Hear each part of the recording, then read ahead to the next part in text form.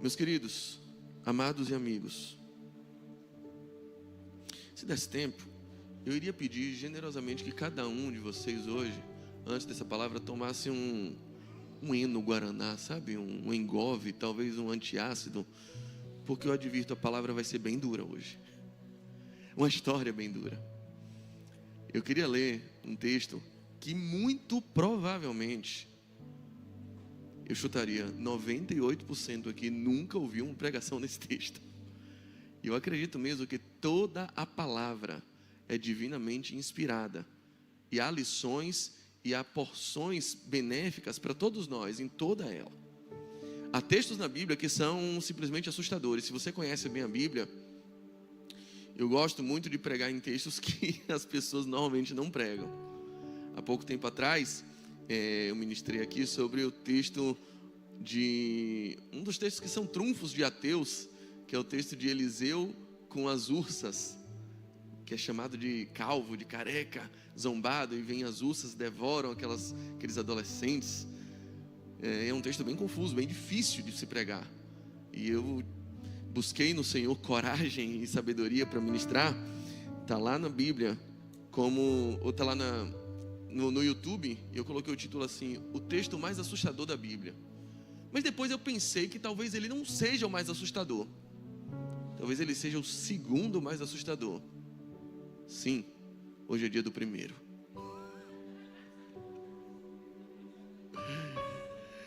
Por favor, abra sua Bíblia em Juízes capítulo 19.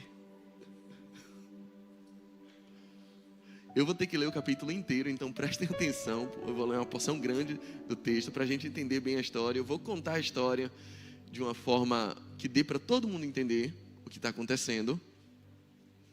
É um texto que eu ainda, por exemplo, não leria para o meu filho. Ou pelo menos não com todos os detalhes.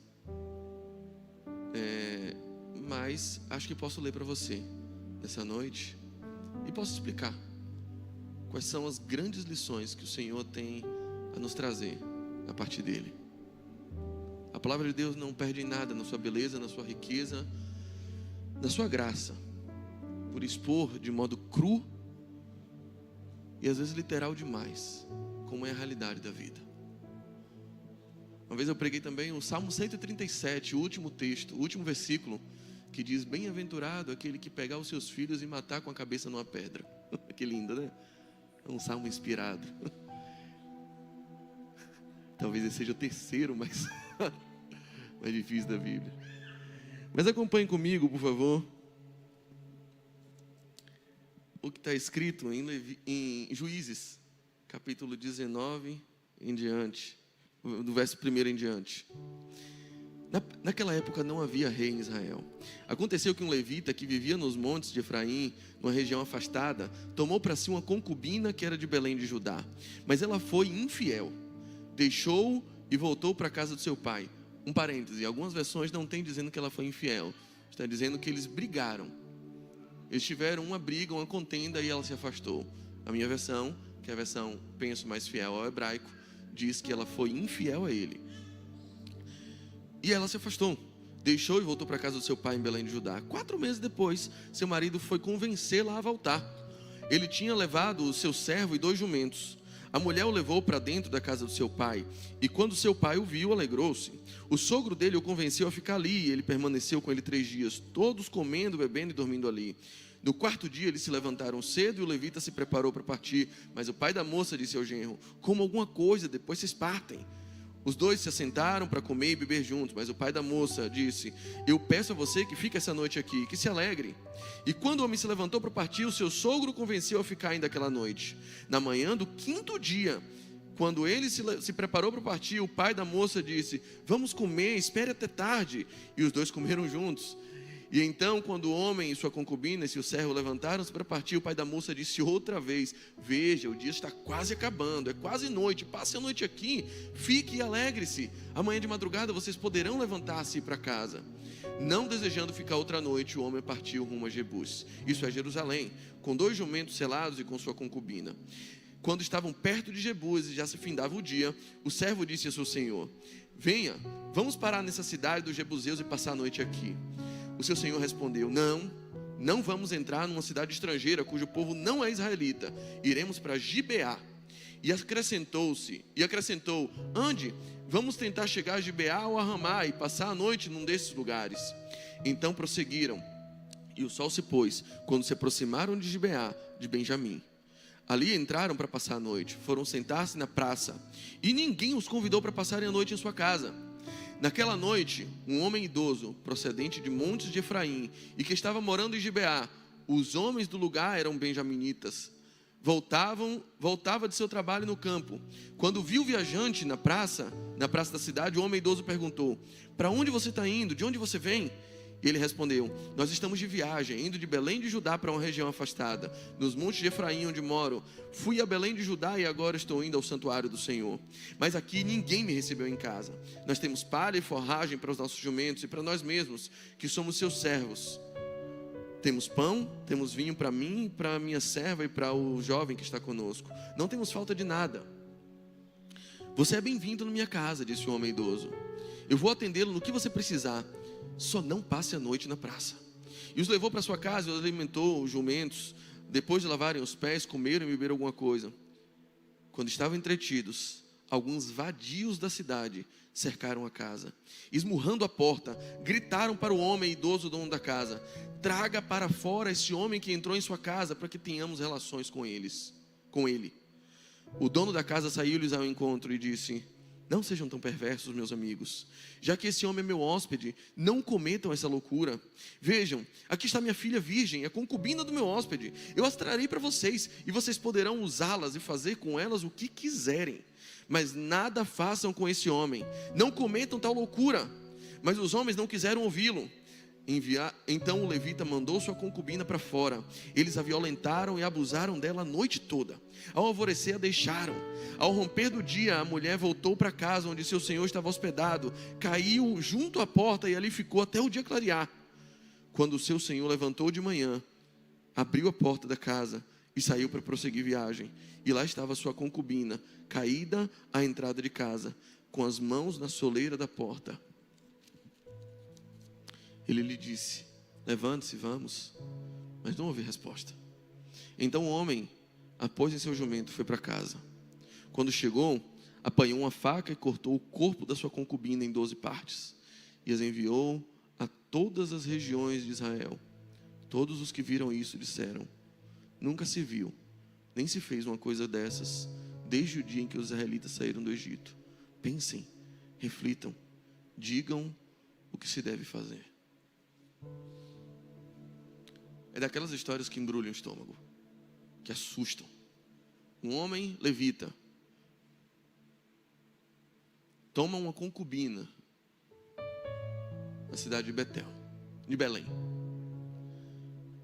Veja, ele não tomou uma esposa, ele tomou uma concubina. Naquela época era muito tolerado esse tipo de situação. Mas é uma mulher que ele passa a viver como se fosse esposa, mas não é esposa, ele não a assume. Ela é uma concubina. Tenham isso em nota. E aí, pouco tempo depois, ela trai ele. E aí, em seguida, ela mesma decide voltar para a casa do seu pai. Mas ele sente falta dela, do prazer que ela dava a ele, e vai em busca dela, e vai até a casa do pai. E quando ele chega lá, o pai dela fica muito alegre. Talvez pela desonra de ter uma mulher repudiada em sua casa, uma mulher que já morou com um rapaz e agora não tem marido. O homem, quando vê aquilo, fica alegre. Oh, voltou, vai casar com ela, vai levar ela, vai assumir ela. Minha filha não vai ficar desonrada. E tratou ele muito bem. E vai ficando alguns dias, e o sogro diz: fica aqui. E ele diz: não, eu quero voltar para minha casa, eu quero levar ela. Aí ele: não, fique mais um dia, fique mais um dia. E ele pensa em sair, e o sogro insiste: não, fique mais um dia. Passam-se 5 dias, e o sogro vai entretendo ele para que ele fique, coma e beba, e permaneça, e passe mais um dia, e mais um dia. No 5º dia ele: olha, não dá mais, eu quero ir para minha casa, muito obrigado, obrigado de nada, valeu a hospedagem, tchau.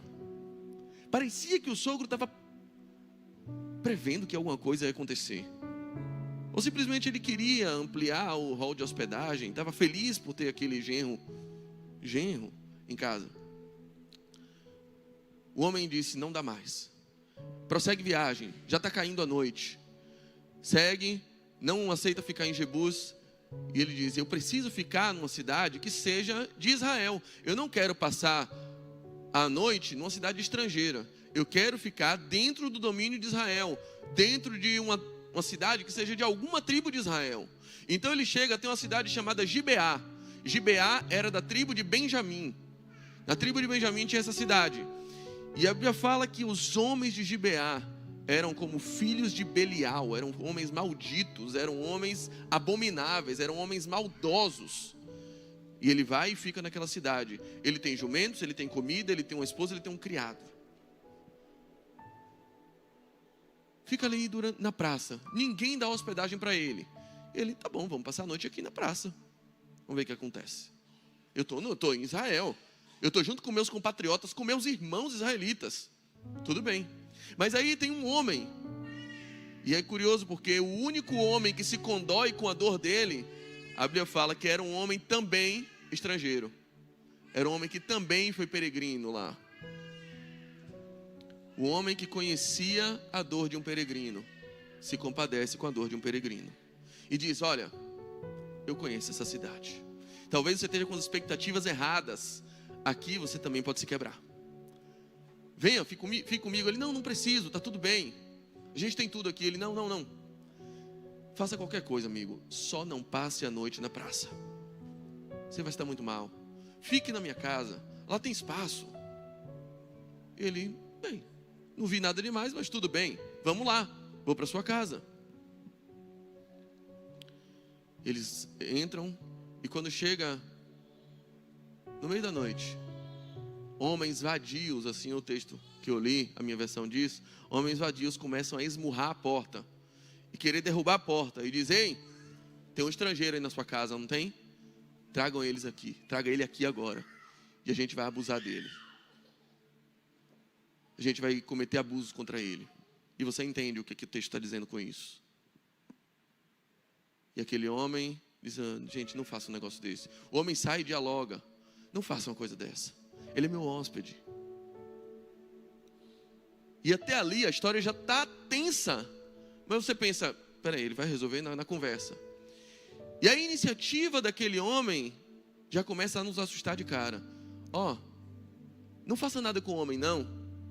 Faz o seguinte: eu tenho uma filha virgem. E ele tem uma concubina aqui. Faz o seguinte: eu entrego as duas e vocês fazem o que vocês quiserem com ela. E os homens dizem: não, a gente quer ele. A gente quer maltratar ele. E aí o homem vai dizer: com isso eu não vou negociar. E naquele tempo, os orientais eles tinham um hábito, tinham um costume de defender a vida de um hóspede com a sua própria vida. Era uma tradição entre eles. Essa mesma história é repetida, e eu vou falar sobre isso, em Gênesis capítulo 19, com os moradores de Sodoma. O cara que está hospedando uma pessoa, ele não aceita, ele defende com a própria vida dele a vida do seu hóspede. Então ele diz: não entrego. Mas os homens insistiram, até o ponto em que aquele homem que estava hospedado toma uma atitude: vou aplacar o furor deles, vou fazer uma coisa. E ele pega a concubina dele e lança na rua. E a Bíblia diz que durante toda uma noite aquela mulher foi violentada sexualmente por aqueles homens. De toda forma, espancada. E ao final da noite ela se levanta cambaleando, cai na porta daquela casa com as mãos na soleira. E a gente não sabe se ela morreu, se ela está viva. E aí a história vai complicando, vai piorando. Porque de manhã, aquele senhor acorda. Ou seja, ele foi dormir. Enquanto a concubina dele ia sendo abusada. Ele acorda e se levanta. E quando vê aquela mulher naquela situação, ele tomou ela nos braços. Não. Ele diz para ela: levante-se. Vamos caminhar. Ela não levanta. Então ele coloca ela no seu jumento e prossegue. Em seguida, ele esquarteja o seu corpo em 12 pedaços. Pausa, respira e conclui. Até agora o texto não diz se ela morreu. O texto não fala se ela já estava morta. Ele esquarteja o corpo dela e manda um pedaço do corpo dela para cada tribo de Israel. E diz para eles: olha o que me fizeram, olha a vergonha que me fizeram passar, olha o ultraje que a tribo de Benjamim me fez passar. E todos os homens veem aquilo e se angustiam. E dizem: nunca se viu algo tão violento em Israel. Desde que Israel saiu do Egito, que aí se tem como ideia de fundação de um povo, do nascimento do povo de Israel, a gente nunca testemunhou algo assim. Que absurdo! Isso não pode acontecer. E aí no capítulo 21, você vê, eles usam a expressão no capítulo 21, que todo o povo se reuniu como um só homem. Veja, diante de uma mulher dividida em 12 pedaços, 12 tribos se reuniram como se fosse um só. O texto tem essas ironias. Como um só homem. E todos unanimemente julgaram que a tribo de Benjamim merecia ser duramente castigada e que fariam guerra contra eles. E mandaram primeiro um aviso: olha, tragam para nós esses homens malfeitores, esses que foram responsáveis por esse gesto, porque a gente vai punir eles. Mas a tribo de Benjamim fez pouco caso, deu de ombros. Eu disse: então, é assim? Vamos partir todos contra a tribo de Benjamim. A Bíblia diz que reuniram-se 400 mil homens, soldados, para exterminar uma tribo. E foram. Então, já que vocês não vão entregar os malfeitores, toda a tribo vai pagar por isso. E eles foram a primeira vez. E na primeira vez, a tribo de Benjamim prevaleceu. E matou 22 mil homens de Israel. Aí eles foram a segunda vez. Os de Benjamim de novo prevaleceram. Mataram 18 mil homens de Israel. Nessa brincadeira a gente já está em 40 mil. Foram a terceira vez. Na primeira investida da terceira, 30 mil de Israel morreram. Israel já está perdendo 70 mil soldados. Mas aí finalmente eles fizeram uma emboscada, trouxeram Benjamim para cá, para fora da cidade, fizeram arapuca, colocaram 10 mil ali, e aí conseguiram, aí derrotaram. Aí mataram 25 mil de Benjamim, e a tribo de Benjamim se deu por satisfeita, entendeu? A gente morreu. Para matar 25 mil, eles perderam 70. E aí, o que aconteceu? Quando eles fizeram isso, aí entra no último capítulo do livro de Juízes, capítulo 21. Todo o povo chorou amargamente, porque dizimaram uma tribo deles. Agora Benjamim não existe mais. E o povo olhou, e o texto diz: e eles sentiram pena e saudade dos irmãos de Benjamim, o povo que eles mesmos terminaram. O troféu da vingança foi um troféu amargo. E eles choraram amargamente, com saudade daqueles que há pouco tempo atrás eles odiavam. Aí eles pensam: e a gente tinha feito um juramento. No auge da raiva, do ódio, eles fizeram um juramento: olha, nunca mais, tribo nenhuma vai dar nenhum marido para as mulheres solteiras de Benjamim. Juro pelo Senhor que nunca mais ninguém aqui vai casar com nenhuma mulher de Benjamim. Elas vão ficar tudo para titia, a tribo vai se extinguir. Estou nem aí. E aí na hora eles estavam lá: rapaz, essa tribo perdeu 25 mil homens. Vai morrer todo mundo. Não vai ter nem ninguém para casar. Mas a gente jurou que não ia casar ninguém com elas, que a gente nunca mais ia ajudar eles. O que a gente faz? Eu não vou voltar atrás na minha palavra. Aí eles chamaram as 12 tribos. Vamos conversar de novo para ver o que a gente vai fazer. Porque a gente tem que ajudar Benjamim. Porque a gente quase matou eles, agora a gente tem que ajudar eles a eles não morrerem. Aí eles pensando, juntaram a assembleia das tribos. Aí uma cidade não foi. Engraçado que para se vingar, reuniu todo mundo como um só homem. Depois, para ajudar, uma cidade inteira diz: eu não vou. Palhaçada. Oxe, vocês não sabem o que vocês querem? Sabe se vai, se fica, se quer ou se devolve, se mata ou se ajuda. eu não vou. Aí juntaram os 11. Para cá chegar, essa que não foi. Olha como a história do ódio vai, o novelo vai puxando. E parece lenço de papel. Você puxa um, vem mais. E vai puxando. Não acaba. Aí eles tiveram a ideia. Vamos entrar nessa cidade e vamos matar todo mundo. Matar homem, mulher, criança. Deixar só alguns que sobrarem, homens. E aí fazer com que esses homens casem com as mulheres de Benjamim, dessa tribo. Mas a gente não pode entregar nenhuma. A gente vai fazer o seguinte: a gente vai esperar um momento da festividade, onde as mulheres saem para dançar, as solteiras, virgens de Benjamim saem para dançar, e a gente vai autorizar esses homens a sequestrarem essas mulheres, que aí eles casam com elas, e Benjamim volta a crescer como tribo. E a gente manda uma carta para Benjamim: ó, não precisa reagir não, eles estão sequestrando, mas é para o bem, viu? É para casar com elas. Elas vão ser sequestradas contra a vontade delas, os pais não vão poder falar nada, mas eles vão casar, aí vão dar descendência. E nisso, a Bíblia diz, e selou a paz com Benjamim. Olha que final feliz, que lindo. As mulheres foram sequestradas e agora todo o povo está em paz. Essa história não tem nada de feliz. Uma história macabra. Mas eu queria tomar, em primeiro lugar, vou falar de algumas lições rapidamente, que esse texto nos traz. E a primeira delas está estampada no último versículo do capítulo 21. É como encerra o livro de Juízes. E esse versículo, ele emoldura não só essa história que a gente leu, mas todo o livro de Juízes é emoldurado por ela. Se a gente olhar como termina o livro de Juízes, é o versículo que dá a tônica para a gente entender por que essa história é assim.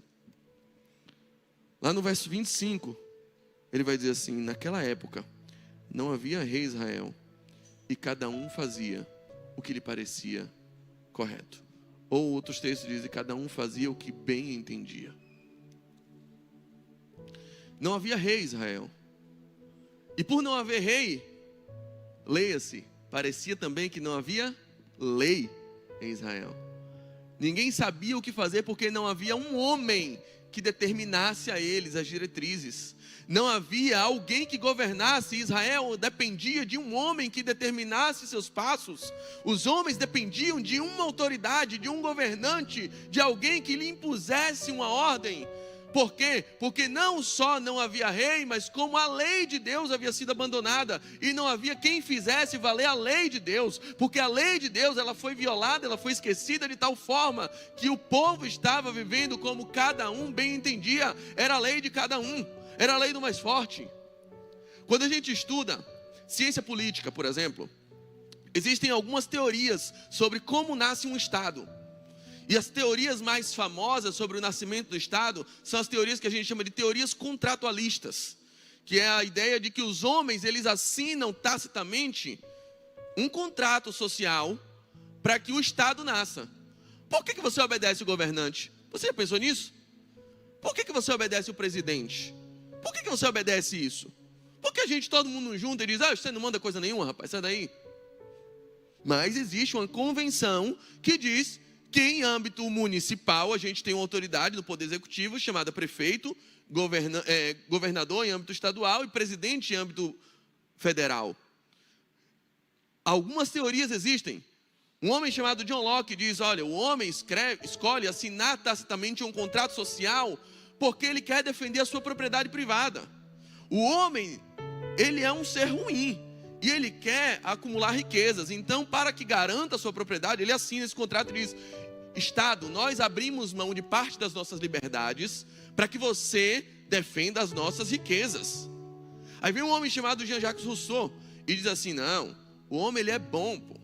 Ele é bonzinho, mas o meio, as amizades e os coaches corrompem ele. Aí com isso, ele fica corrompido, ele vai ficando mal. Aí por causa disso, porque a vida em sociedade é inviável, ele acaba assinando esse contrato e diz: Estado, governe a gente, ajude a gente, ele nomeia um síndico para o condomínio. Porque senão, o vizinho dele escuta Silvano Salles até de madrugada. E amanhã, segunda-feira, ele vai trabalhar. Imagine a sofrência. Sofrência e sono junto. Não dá. Mas eu gosto mais da teoria de um homem chamado Thomas Hobbes. São os 3 principais contratualistas: Hobbes, Locke e Rousseau. Hobbes diz o seguinte: na verdade, o homem é mau. O homem é uma fera, o homem é um lobo. Ele usa a expressão: o homem é o lobo do homem. O homem nasce mau. E se você largar 2 numa sala, um mata o outro. Por qualquer motivo. Então, o homem, ele precisa ser protegido do homem. Então, ele precisa de um Estado que o proteja dele mesmo. Então, ele assina o contrato social pelo medo. Ele precisa de alguém que o governe. Porque na cabeça de cada um passa cada atrocidade. E se você largar 2 guri, um vai matar o outro. Precisa de alguém que diga: não mate não, se matar vai ficar de castigo, cantinho do pensamento. Precisa de alguém para isso. Então o Estado nasce do medo que um homem tem do outro. Porque o homem é o lobo do homem. E eu gosto dessa ideia. E ela parece muito alinhada com as Escrituras. Porque eu vejo aqui claramente uma nação que não tem um rei. E os homens estão se matando como lobos. Esse texto tem moldura. E para dizer que, na verdade, o povo de Israel dependia de um homem, de uma autoridade que dissesse aquilo que Deus já tinha dito por meio da sua lei. Por que todo mundo não lia a lei, gente? Por que todo mundo não absorvia a ideia de Deus, de convivência, de amor ao próximo, de amar o outro como a si mesmo? Por que todo mundo não fazia isso? Porque eles dependiam de um homem. E nós vivemos dias assim, onde as pessoas dependem de líderes espirituais, mentores, gurus, que pronunciem verdades absolutas para você, quando a lei de Deus é totalmente acessível a todos. O homem de nossos dias, ele vive de acordo com cada um sua vontade, porque todas as vezes que você se aproxima de Deus, na verdade não é de Deus que você está se aproximando, você está se aproximando de um pastor que você gosta muito, e que a pregação dele é maravilhosa, mas você descobre algum dia que ele é tão falho quanto você, que ele é tão pecador quanto você, que eu sou tão pecador quanto você. Aí você se decepciona, e por se decepcionar, você resolve não se debruçar sobre a palavra e dizer: peraí, eu também posso entender o que Deus está dizendo, eu também posso captar a lei de Deus, eu também posso ser aquele a quem Deus vai revelar o seu plano, a sua vontade, o propósito dele na minha vida. Eu também tenho livre acesso ao trono de Deus, porque Hebreus diz que já todos nós somos sacerdotes e temos livre acesso ao trono de Deus, porque o véu que havia de separação já se rasgou. E eu posso sim ouvir da boca de Deus o que Ele quer falar para mim. E que eu não dependo e eu não preciso de um pastor, de um padre, de um líder, de um guru, de um xamã, de nem outra pessoa no céu, na terra, nem debaixo da terra. Nenhum humano pode fazer aquilo que Jesus Cristo já fez na cruz do Calvário. Eu posso ouvir a voz de Deus. Eu posso saber o que Deus quer para mim. Deus revelou a sua vontade na sua palavra, na sua lei. E se eu ler, e se eu buscar, e se eu bater, a porta vai se abrir e eu vou ouvir a voz dele. Gente, eu não estou diminuindo a importância dos pastores, dos líderes. Eu sou um pastor. Eu estou aqui falando com vocês. Eu só estou colocando ela no lugar certo. Não pode ser um lugar de dependência. É por isso que eu sinceramente não pastoreio na vertical. Irmãos, vou pronunciar as palavras da verdade. Eu não tenho essas palavras. O nosso pastoreio, ele é horizontal. Vamos junto descobrir a verdade? Pega na minha mão, a gente vai caminhar junto. Como? A gente tem uma lanterna aqui. Lâmpada para os nossos pés é a tua palavra, e luz para o nosso caminho. Não é porque não temos rei que não temos lei. Você não precisa fazer o que dá na sua cabeça, porque o seu coração é enganoso, porque os seus desejos são enganosos, porque os seus desejos são viciados. E se você acha que liberdade é fazer tudo o que quer, na verdade você não passa de um escravo das suas próprias vontades. Sim, as suas vontades são viciadas. O homem é livre para fazer o que quiser, mas o homem não é livre para querer o que quiser. Você não nasceu querendo um iPhone.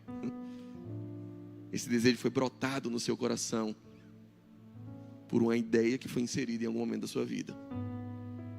Sim, os nossos desejos, vontades são todas viciadas pela inserção de ideias do mundo onde estamos inseridos.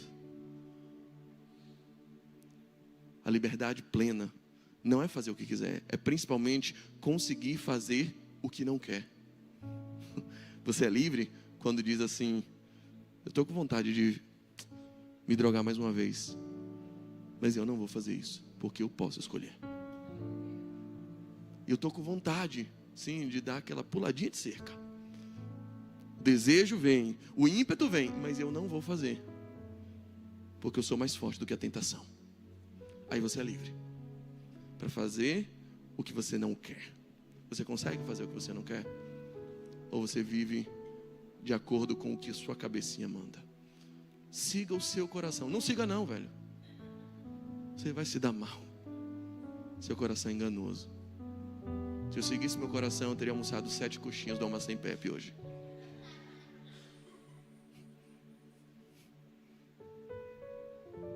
É o que o nosso coração manda. Ele manda esse tipo de coisa. Não siga. A gente, não é porque a gente não tem rei, e sim, aqui nós não temos rei, mas nós temos a lei de Deus. E a nossa oração é para que ela seja escrita em nosso coração. Por causa disso, aqueles homens, cada um faz o que quer. E veja qual é o senso de justiça absolutamente corrupto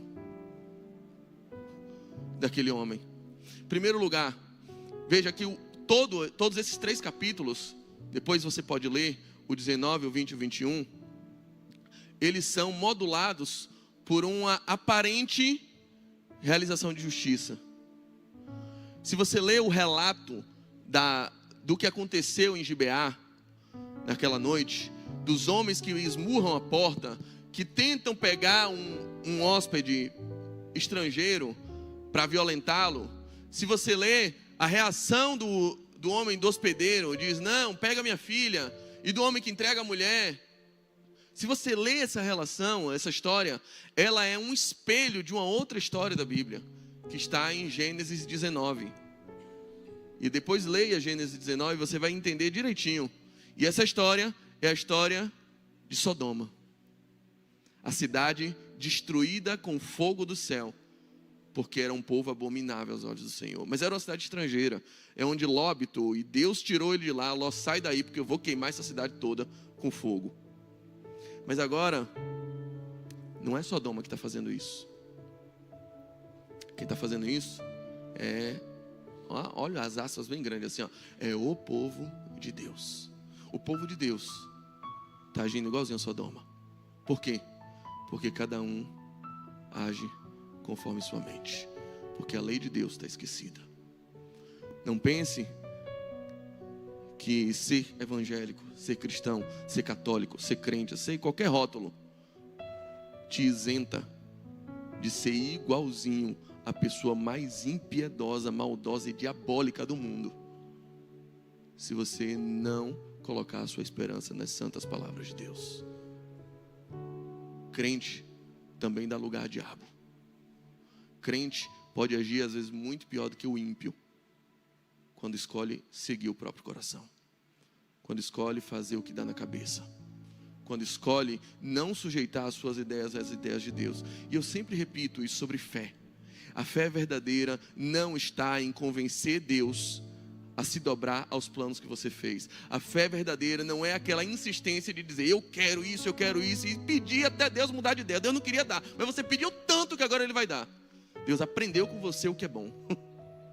Suas orações foram tão boas que convenceram Deus. Deus, isso aí não é bom para você, não é bom. Ele, rapaz, não é que é bom mesmo, o menino está pedindo. Convenceu, boa. Ele orou tão bonito que eu vou dar. Isso não é fé. E não adianta fazer campanha, beber copo d'água, fazer as 7 cabeçadas na cruz. Não adianta. Não adianta. Deus conhece o fim desde o princípio. A verdadeira fé é aquela que opera quando você tem uma ideia, uma convicção. Aí Deus tem outra.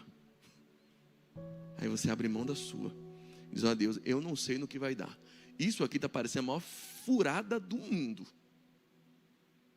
Mas por causa da tua palavra eu vou seguir. Eu vou me submeter. Eu queria fazer isso aqui, mas você mandou fazer isso. Então eu vou fazer o que você mandou. Isso é fé. É Pedro pescando toda uma noite. Ele diz, eu não achei nada. Jesus, mano, lança de novo. Aí Pedro, ó, eu sei que não tem peixe. Eu já vi que não tem peixe. Eu tentei a noite inteira e eu sei que não tem peixe. Eu já me certifiquei, eu estou indo para casa. Mas segundo a tua palavra, a responsabilidade agora é tua. Eu vou lançar de novo. E segundo a palavra de Jesus, ele faz a maior pesca da vida dele. Queridos, casar é uma coisa. Casar segundo a palavra de Deus é outra coisa. Empreender é uma coisa. Empreender segundo a palavra de Deus é outra coisa.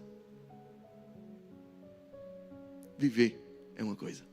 Viver segundo a lei de Deus é outra coisa.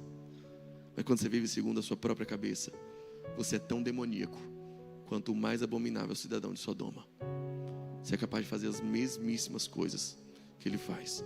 Seja você crente ou não, católico ou não, cristão ou não, religioso ou não, povo de Deus ou não. Há no seu coração a capacidade de cometer as maiores atrocidades que você jamais pensou. Por que a gente não comete? Porque a gente não vive conforme o que a gente pensa. A gente vive pela fé. O trunfo do crente é viver pela fé. É viver pela lei de Deus. E não pelo desejo do próprio coração. Quero caminhar para encerrar. Queridos, veja que aquele homem, sim, ele primeiramente foi ultrajado. Aquele homem foi maltratado de uma forma absurda. Os camaradas estão querendo abusar dele. Terminam abusando da sua concubina. Matam uma mulher a quem ele estava afeiçoado. Ou quase matam, ou violentam, ou espancam. Sim, ele sofreu uma injustiça. Mas veja, em primeiro lugar, ele não era tão vítima assim. Não é que ele não era vítima, ele era vítima. A ação daqueles homens era uma ação demoníaca, era uma ação reprovável, era criminosa. Era uma ação absolutamente abominável. Mas aquele homem, em primeiro lugar, ele já esposa um pouquinho no seu coração quando ele não toma ela como esposa. Ele toma ela como concubina. Ele não quer assumir. Ele não a ama. Ele a deseja. Ele sente falta do prazer que ela dá para ele. E vai atrás, mesmo quando ela trai. A relação já é defeituosa dali. A relação nasce de uma forma absolutamente esdrúxula. E aquele homem vai atrás. E vai trazendo ela. Quando aqueles homens batem, hora nenhuma ele se oferece. Não, pera aí, eu vou me oferecer. Mate a mim, preserve meu hospedeiro. Preserve minha esposa ou minha concubina. Preserve a família, preserve as filhas dele. Não, hora nenhuma isso passa pela cabeça dele. Ele entrega a mulher. E vai dormir. Quando a mulher aparece na porta, ele está saindo para pegar viagem. Ele já tinha riscado essa mulher da vida dele. Ele vai pegar viagem, encontra a mulher e diz, levante-se. Ela não levanta. Veja que o coração dele não está na mulher. Ele pega ela. O texto deixa essa pulguinha atrás da nossa orelha. Sem nenhuma alusão ao atacante do Bahia. Não era ele, era outra pulga. Deixa ali na nossa orelha a ideia. Será que ela já morreu mesmo? Ela está morta ou ela está viva? Não está claro isso. E ele esquarteja ela. Gente, o que é pior? O que os homens fizeram ou o que ele está fazendo aqui? É um negócio atroz. É um negócio horroroso. É ridículo. A cena é patética. A cena dá vontade de vomitar lendo isso. Eu não sei como ele fez aquilo com a faca, com a espada. E só de imaginar. É pior imaginar essa cena do que a cena dos gibeonitas. Sei lá, 50 homens abusando de uma mulher. É horroroso, é horrenda. Mas a outra cena parece ainda pior. Principalmente se tratando do companheiro dela. esquartejando ela, sem se certificar se ela estava morta ou não, depois de mandar ela levantar e ter dormido enquanto ela era estuprada. E ele faz isso porque ele está ultrajado, porque mexeram com a honra dele. Meus queridos, Paulo escreve em Romanos 12, 25, ele diz: queridos, não se deixem vencer pelo mal, mas vençam o mal com o bem. Sabe qual é o maior trunfo do mal? É te transformar em alguém mau, é mudar sua natureza. A maior vitória do mal, a maior vitória da traição é te transformar num traidor. O maior trunfo de Satanás é te transformar em alguém diabólico. O maior trunfo do inferno é te fazer uma pessoa infernal. O maior troféu da mágoa é te transformar em alguém tão magoado que se torna um magoador. A fera ferida fere. E é isso que o texto deixa mostrar que acontece. Aquele homem se tornou pior do que os seus algozes. Eu lembro muito, eu cresci num bairro muito pobre, bairro de periferia. E você sabe o que acontece em bairro de periferia toda vez que pegam alguém furtando alguma coisa. Uma vez um garoto furtou era um garoto de outro bairro, chegou lá no meu bairro e furtou um relógio, sem que a pessoa visse, de uma mãe de família. Gesto reprovável. Vocês imaginam o que aconteceu com aquele garoto? Ele foi pego. O bairro inteiro se juntou. E aquele garoto morreu na minha frente, espancado e apedrejado. Na minha frente. E era assim, e é assim que se faz ainda hoje no bairro de Salvador. Quando se pega um ladrãozinho, aí todo mundo junta como um só homem para reparar a injustiça. E o que vale mais? O relógio? O que é mais atroz? O relógio da mãe de família, sim, é valioso. Ela trabalhou, a pobre ganhou um salário mínimo. Filhos para sustentar, ele vai e rouba. Isso é triste. Mas aí, toda uma multidão junta e apedreja um garoto até a morte, porque ele furtou um relógio. É mais ou menos isso aqui que está acontecendo. E é mais ou menos o que acontece com a gente. Quando a gente não escuta a lei de Deus e vai para o nosso coração, fomentando a mágoa que cresce e o desejo de reparação por aquilo que a gente chama de justiça. O maior trunfo do mal é te transformar em alguém mau. É fazer você mudar a sua natureza. Você conhece aquela parábola, aquele adágio, aquela fábula do escorpião e do sapo. Mas muitas vezes a gente conta ela e omite o final, porque tem um finalzinho que é ainda mais valioso. Sim, o sapo está à beira do rio e o escorpião pede ajuda porque está vindo a inundação. E ele diz: eu preciso passar para o outro lado.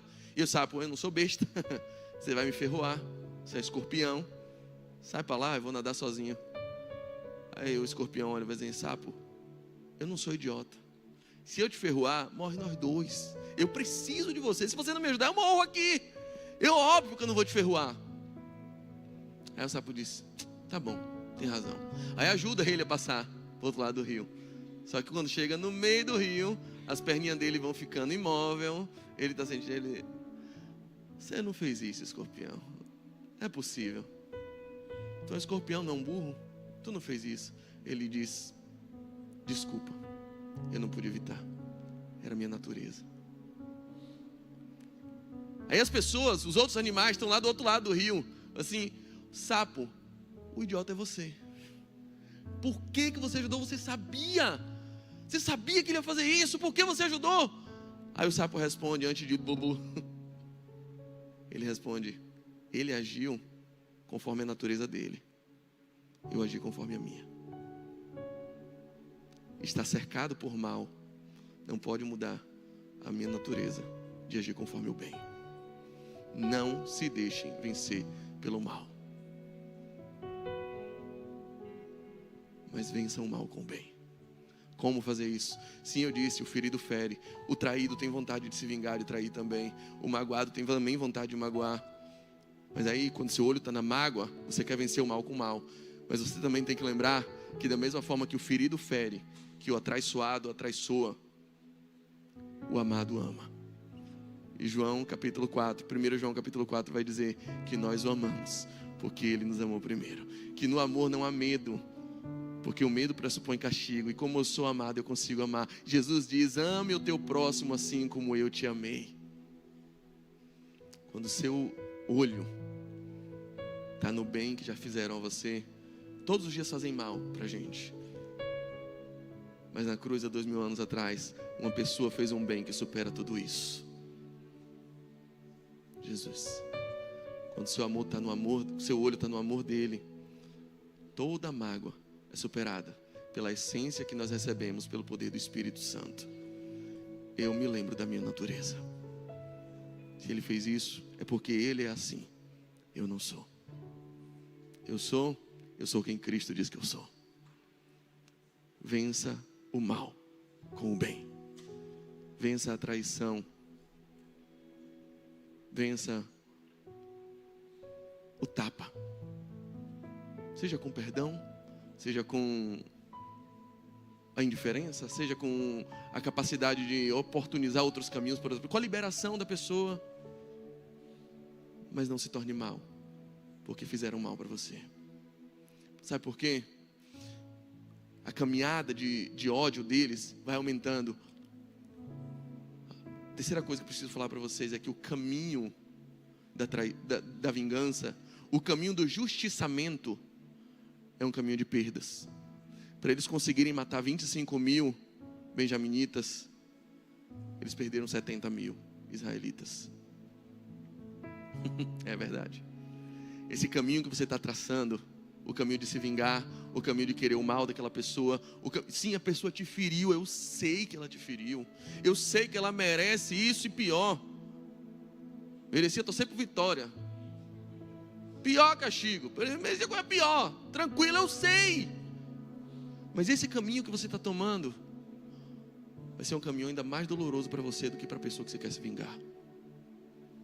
É um caminho de perdas, é um caminho de sangue, é um caminho de lágrimas, e principalmente é um caminho onde você vai perder sua essência e a sua razão.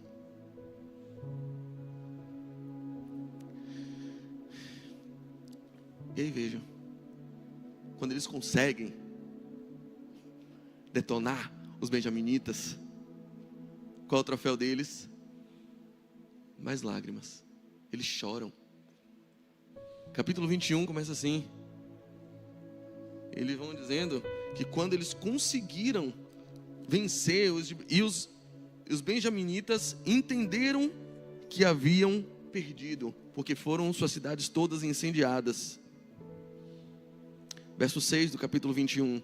E então os israelitas prantearam pelos seus irmãos benjamitas. Hoje, uma tribo foi eliminada de Israel. Pare para pensar, qual vai ser o troféu que você vai ostentar depois que você conseguir se vingar de todo mundo? Depois que você conseguir arrasar a vida daquela pessoa, só vai ter mais pranto. Hoje, morreu um casamento. Hoje, acabou uma amizade de 30 anos. Hoje, definitivamente, mas ela já acabou antes. Aí você colocou a lápide, a pá de cal. Hoje, acabou uma família. Hoje, acabou uma empresa familiar. Hoje, acabou. Se o caminho da vingança ou do justiçamento, da busca dessa justiça, segundo o nosso coração, segundo o coração do homem, é um caminho de perdas, o fim dele é o abismo, é a lágrima, é a depressão, é a tristeza, porque nada, nenhum desejo de justiça e nenhuma realização vai suprir o buraco que te deixou, porque ele não tem nada a ver com justiça, tem a ver com mágoa. Mágoa não se cura com vingança. Qual o processo de cura? Veja que o rito de paz que eles escolhem é um rito ainda mais torto. Para estabelecer a paz, a gente vai fazer o seguinte, e é assim que eu vou encerrar. Porque a gente jurou que a gente não pode mais ajudar eles. E eu não vou voltar atrás no meu juramento. Jurei por Deus, nunca mais homem nenhum se casa. Aí eles têm o trabalho de convocar toda uma assembleia. Aí uma cidade falta, eles matam todo mundo da cidade. Aí pegam os homens, ordenam que os homens sequestrem as mulheres. Depois que os homens sequestram as mulheres, mandam a carta para os pais daquelas meninas sequestradas. Eles dizem, não, eles sequestraram porque a gente não pode entregar suas filhas, mas a gente deu um jeito de fazer mais violência para estabelecer a paz. Final feliz. Os caminhos de paz que a gente tenta estabelecer quando o nosso coração está magoado, eles são sempre ainda mais dolorosos do que o perdão. E sim, toda essa história eu estou lhe contando para te dizer, perdoe.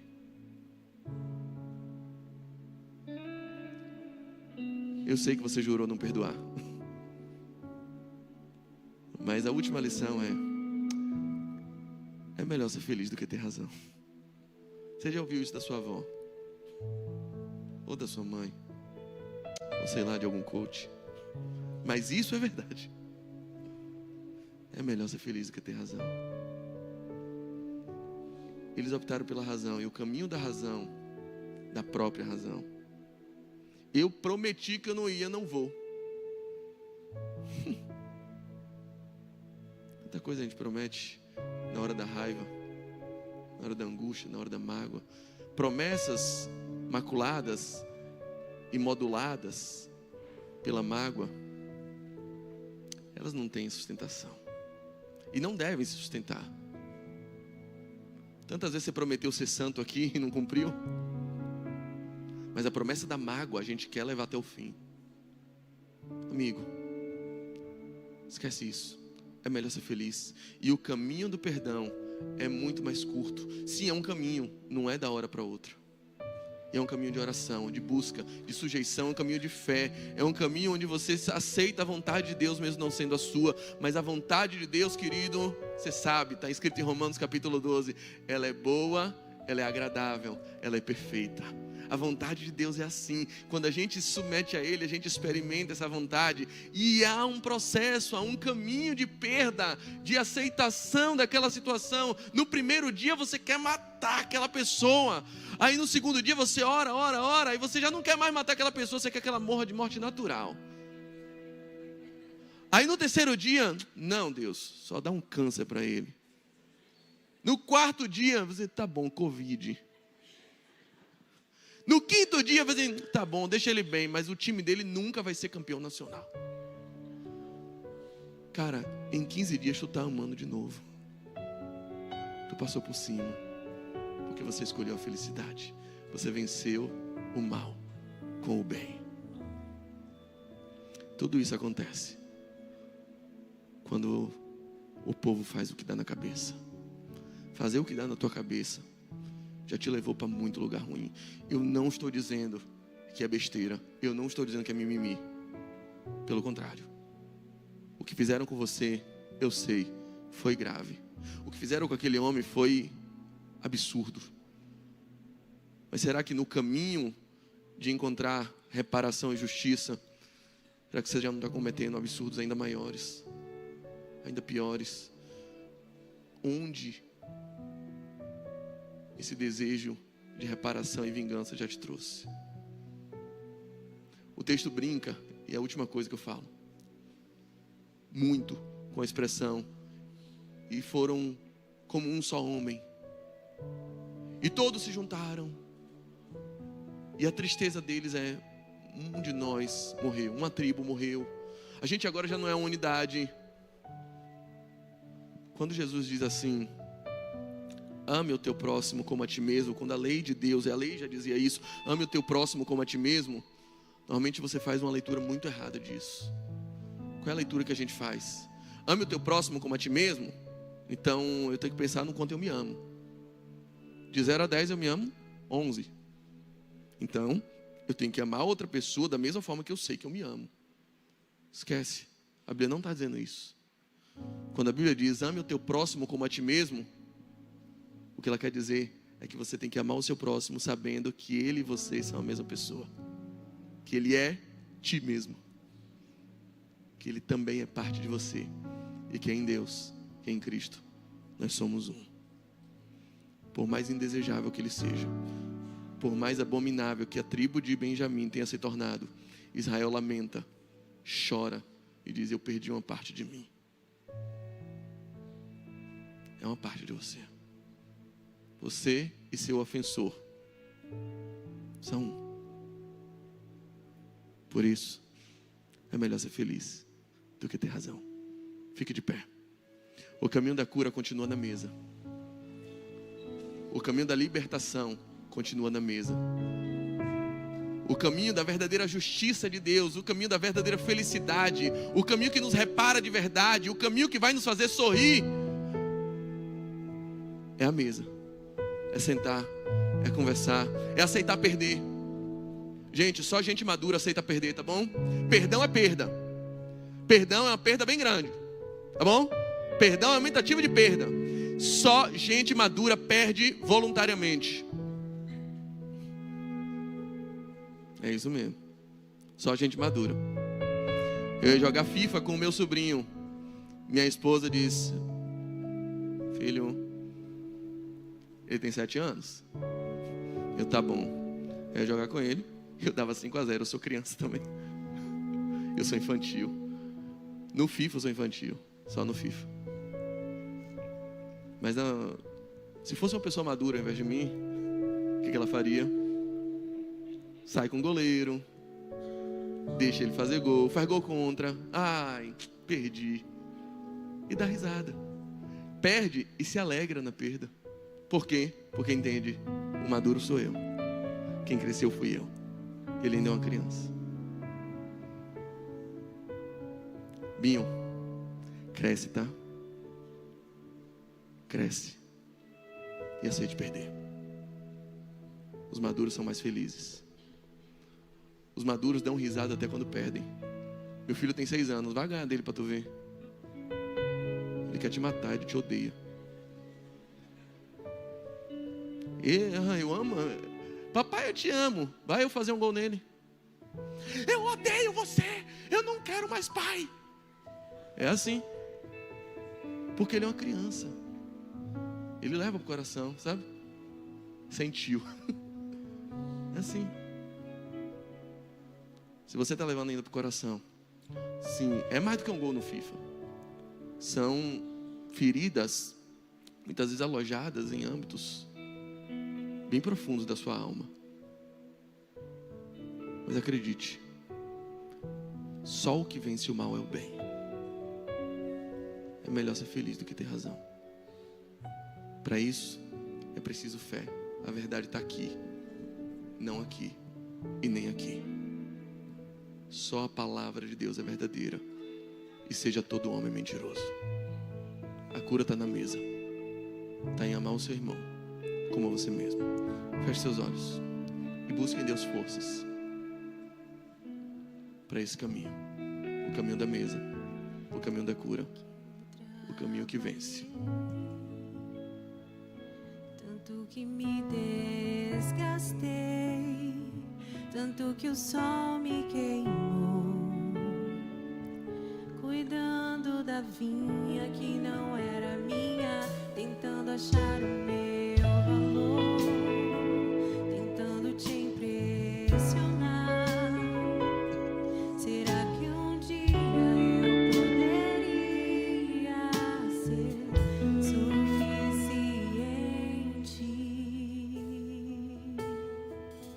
Tanto que eu trabalhei, tanto que me desgastei. Você que está se desgastando, Tanto que o sol me queimou, trabalhou, se esforçou cuidando da vinha e se tornou mal. que não era minha, tentando achar o meu valor, tentando te impressionar.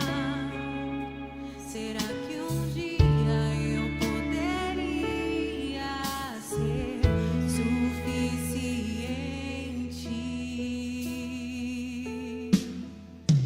Em casa, na mesa, em meio aos meus irmãos, eu descobri na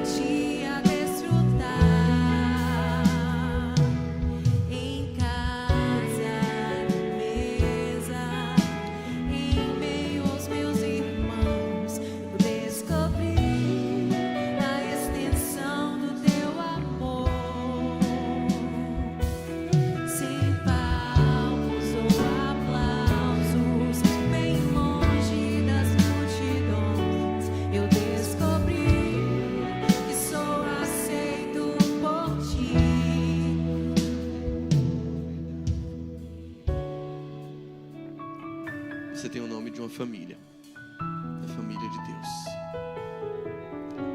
Perdão nem sempre significa continuar um casamento. Perdão nem sempre significa dar ao ofensor a oportunidade de cometer o mesmo erro. Perdão nem sempre significa se hospedar de novo na mesma cidade. Perdão nem sempre significa continuar uma relação. Perdão significa desistir de cobrar a dívida, desistir de fazer justiça com as próprias mãos, entregar na mão de Deus, descansar, dizer: essa eu perdi, mas eu não preciso disso, porque em Deus eu tenho tudo. Eu não preciso dessa razão, eu não preciso dessa vitória, eu não preciso desse triunfo, não preciso. Em Deus eu sou suprido. Perdão é isso. Pode ser sim que não haja mais reconciliação para uma relação continuada. Pode ser, que às vezes não depende só de você.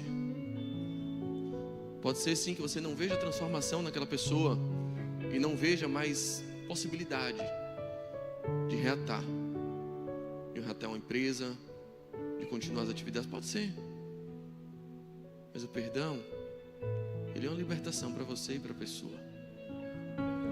O perdão faz ela deixar de ser sua escrava. O perdão, ele risca a cédula e diz: olha, você não me deve mais, mas eu não lhe empresto mais dinheiro. Mas você está liberto. O perdão é isso. Essa liberação recíproca, mútua, essa quitação que se dá. Não precisa pagar. Eu perdi, tranquilo. Nem sempre há um novo empréstimo, nem sempre há uma nova relação, nem sempre se continua. Mas entregue a justiça a Deus. Deus também é capaz de fazer vingança. Ele é dono de tudo. Só por favor, lembre de quem você é. De quem você é em Deus. O maior triunfo do mal não é te magoar. O maior triunfo do mal não é a traição. O maior triunfo do mal não é te fazer chorar. O maior triunfo do mal não é te agredir. O maior triunfo do mal é te transformar num agressor, num traidor. O maior triunfo do mal é fazer você ficar mal, é mudar a sua essência. Quem é você? Você sabe quem você é? Então continue sendo. A outra pessoa, ela agiu conforme a natureza dela. Haja conforme a sua. Lembre quem você é em Cristo. Feche seus olhos, vamos orar. Pai, que encontremos a plena cura na Tua mesa, aprendendo a nos submeter à Tua palavra, à Tua vontade, à Tua lei. Que a gente não dependa de nenhum homem, de nenhum guru, para encontrar a Tua lei. Ela é acessível a todos. O Santo dos Santos já não está separado por um véu, por uma porta, por um portão. Não. Podemos encontrar em Ti a verdade. E encontrando a verdade, que ela entre em nosso coração, a ponto de não ser retirada, nem mesmo quando feridas profundas são alojadas em nossa alma. Quando o agressor se levanta e de modo traiçoeiro nos fere, nos magoa, nos machuca. Quando malfadadas relações terminam por nos deixar absolutamente dilacerados, fragmentados, esquartejados por dentro. Que nós não venhamos a sucumbir à tentação de se tornar tão mal quanto o mal que nos assolou. Que em nome de Jesus haja libertação nessa noite. E que possamos encontrar o caminho mais curto para a paz, que não é o da vingança. Se o caminho da vingança é um caminho de perdas, o triunfo da vingança é um caminho do abismo e lágrimas. Mas o caminho do perdão é o caminho da maturidade, da verdadeira alegria, da felicidade que nos traz leveza, que nos faz esquecer qualquer débito, pela sensação de plenitude que encontramos no nosso bom pastor e na Tua mesa. Que a gente se assente na Tua mesa todos os dias para encontrar a plenitude de vida, a verdadeira, que liberta e que nos faz caminhar livres, às vezes sem razão, mas com felicidade, sempre vencendo o mal com o bem. Em teu nome dizemos que o amor perfeito de Deus, que a graça redentora de Cristo, que a doce, santa e eterna comunhão do Espírito Santo, que nos traz e nos devolve à mesa, que nos mostra o caminho da plena felicidade, esteja sobre todo aquele que aceitou a tua lei, desde agora e até o céu. Amém, amém, amém. Que o Senhor te abençoe poderosamente e que você tenha uma semana caminhando na direção da lei de Deus. Meus esforços não compram Deus, os meus esforços não